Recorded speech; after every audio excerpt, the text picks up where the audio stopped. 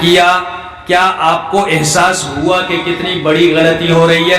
یہاں ایک بہت ہی خطیر قسم کی غلطی ہے، اس کو میں اضافہ ایڈ کرنا چاہوں گا، اس میں ایڈیشنل اور اسی موضوع سے متعلق ہے، اور اس کو تھوڑا غور سے سنیے۔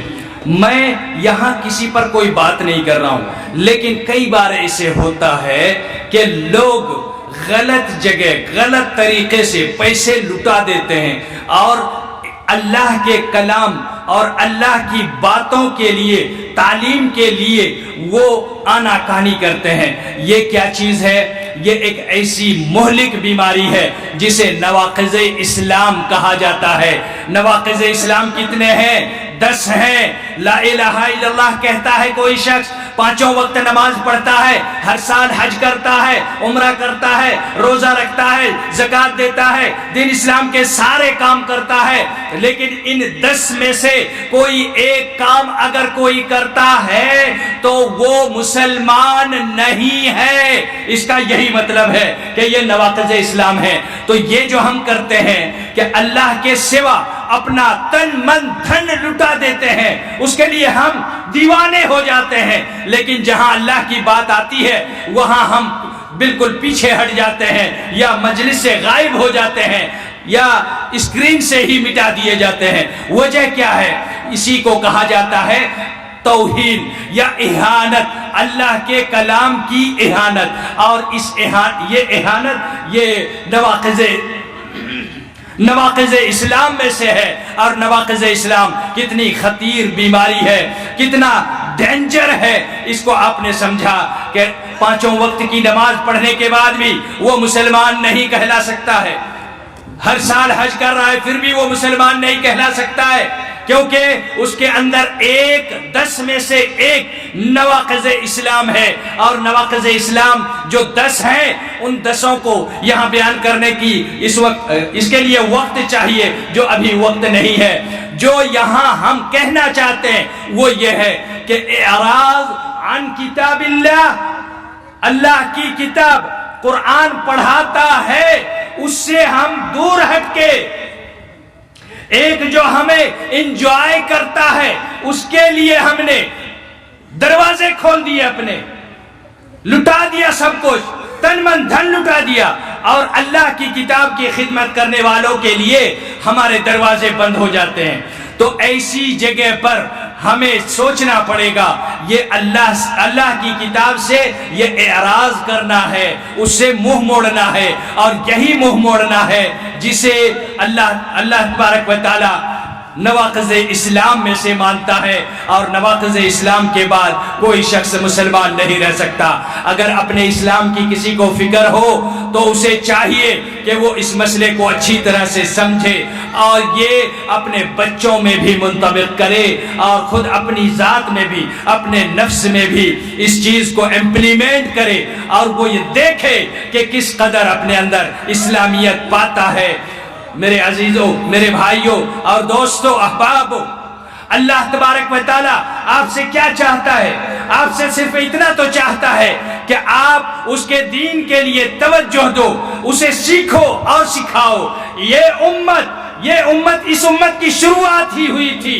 پہلا جو قرآن کا لفظ نازل ہوا تھا وہ تھا اقرا، یعنی پڑھو کے لفظ سے اس امت کی شروعات ہوئی۔ اس نبی کے پاس وحی کے نزول کا جو سلسلہ شروع ہوا تو اس کی شروعات ہی تھی پڑھو، اور آج یہ امت پڑھائی کے میدان میں سب سے پیچھے رہ گئی ہے۔ پڑھائی کے نام پر مدرسے کھل رہے ہیں، کوچنگ سینٹر کھل رہے ہیں، نہ جانے کیا کیا کھل رہے ہیں، لیکن ان میں وہ چیز حاصل نہیں ہوتی جس کے لیے اسے کھولا جاتا ہے، کیونکہ دل میں اخلاص نہیں ہوتا۔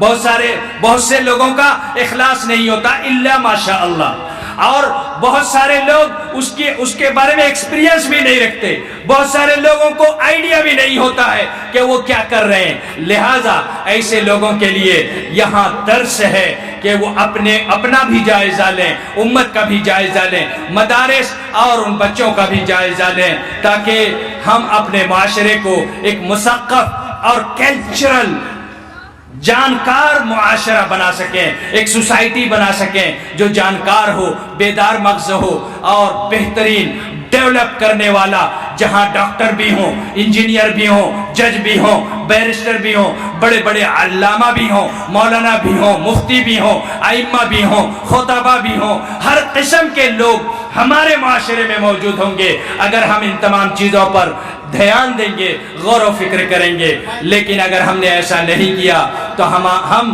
آنے والے دنوں میں اور زیادہ پیچھے چلتے چلے جائیں گے، کیونکہ ہم غلط راہ پر نکل پڑے ہیں۔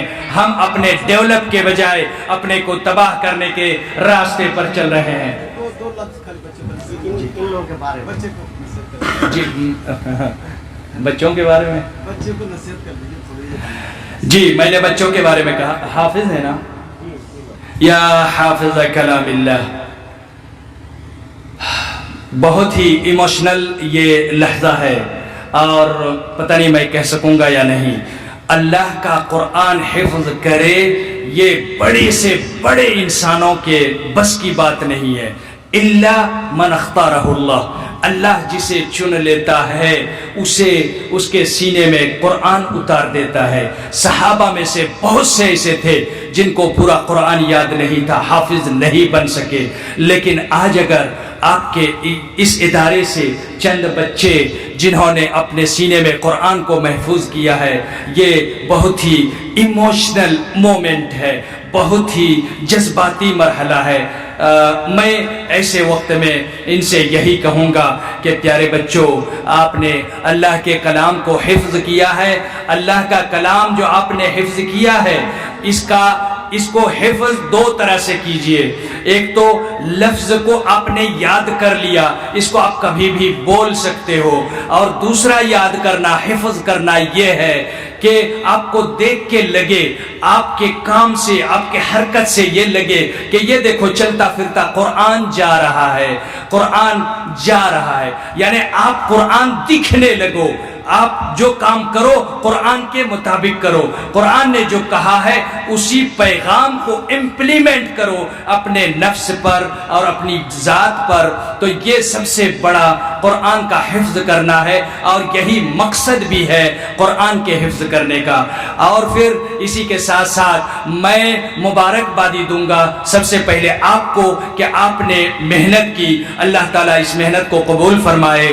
دوسری بار میں مبارکبادی پیش کروں گا اپنے جامعہ کو، جہاں ان بچوں نے یہ قابل مبارکباد کام انجام دیا ہے۔ تیسری بار قابل مبارکباد ہیں اساتذہ کرام اور علماء اعظام جنہوں نے یہ خدمت انجام دی ہے، اور چوتھی بار یہ ادارے والے اداریین اور منصوبین جن کی بھی نسبت مدرسے کی طرف ہے، خاص طور سے ورناچی اور مالتی پور یا علاقے کے جتنے سارے لوگ اس میں جڑے ہوئے ہیں، یا پوری امت بھی قابل مبارکباد ہے۔ اور چوتھی بار ان کے جو پیرنٹس ہیں انہوں نے ان کے لیے یہ سجیسٹ کیا، یہ قابل مبارکباد ہیں۔ میں دعا کروں گا اللہ تعالیٰ ان بچوں اور ان تماموں کی اس قربانی، اس محنت، لگن اور جذبات کو قبول فرما لے اور دونوں جہان میں سعادت نصیب فرمائے۔ پیارے بچوں، اس کو دنیا کا ذریعہ نہ بنانا، اس کو آخرت کے لیے اپنے لیے توشہ بنانا۔ دنیا تو خود بخود ناک رگڑتے ہوئے آپ کے پیچھے آئے گی اور آپ کے پیچھے پیچھے بھاگے گی۔ آپ دنیا کو لینا نہیں چاہو گے، لیکن دنیا آپ کو پکڑ کے پیسے آپ کے پیچھے بھاگیں گے۔ بس اخلاص کے ساتھ اپنے اس حفظ کا اس کی حفاظت کرنا، پھر دیکھنا اللہ تبارک و تعالیٰ کیسی کفالت کرتا ہے۔ قرآن کی حفاظت اللہ نے ذمہ داری لی ہے، اِنَّا نَحْنُ نَزَّلْنَا الذِّكْرَ وَإِنَّا لَهُ لَحَافِظُونَ۔ کون سی سورت ہے بابو؟ اِنَّا نَحْنُ نَزَّلْنَا الذِّكْرَ، سورہ حجر۔ اللہ تعالیٰ نے اس میں کہا ہے کہ ہم نے قرآن کو نازل کیا ہے اور ہم اس کی حفاظت کریں گے، یہ کہا ہے۔ اب قرآن ان کے سینے میں آ گیا، اللہ حفاظت کرے گا یا نہیں؟ یہ قرآن ہے، اس کو اللہ حفاظت کرے گا یا نہیں؟ آیت ہے قرآن کی، آپ کو کوئی شک ہے؟ اللہ جھوٹ نہیں بولتا، اللہ نے قرآن میں کہا ہے اور قرآن کی آیت ہے کہ میں قرآن کو نازل کرنے والا ہوں اور میں ہی حفاظت کروں گا. قرآن کی حفاظت اللہ کر رہا ہے. اب ان بچوں کے سینے میں قرآن آ گیا, ان سینوں کی حفاظت کرے گا یا نہیں؟ تو پھر بھوکے رہنے کے لیے نہ ڈرنا, یہ نہیں سوچنا کہ کھاؤں گا کیا. آپ نے قرآن کو سینے میں محفوظ کر لیا, اب آپ اللہ تعالیٰ کی حفاظت میں ہو اور اللہ تبارک و تعالیٰ قبول فرمائے. بس یہی میری دعا ہے. لیکن اس حفظ کے ساتھ ساتھ قرآن پر عمل کرنا, یہ اصل حفظ کرنا ہے. اس بات کی جانب میں توجہ دلاؤں گا پیارے بچوں کو. جی جزاکم اللہ خیر. میں آپ سے رخصت ہونا چاہوں گا. آپ کے شیخ محترم یہاں تشریف رکھ رہے ہیں. میں نے آپ کا کافی وقت لیا ہے. اللہ تبارک و تعالیٰ ان باتوں میں جو اچھی باتیں ہیں ان پر ہمیں عمل کرنے کی توفیق عطا فرمائے. هذا وصلى الله وسلم وبارك على نبينا محمد وعلى آله وصحبه أجمعين. والسلام عليكم ورحمة الله وبركاته.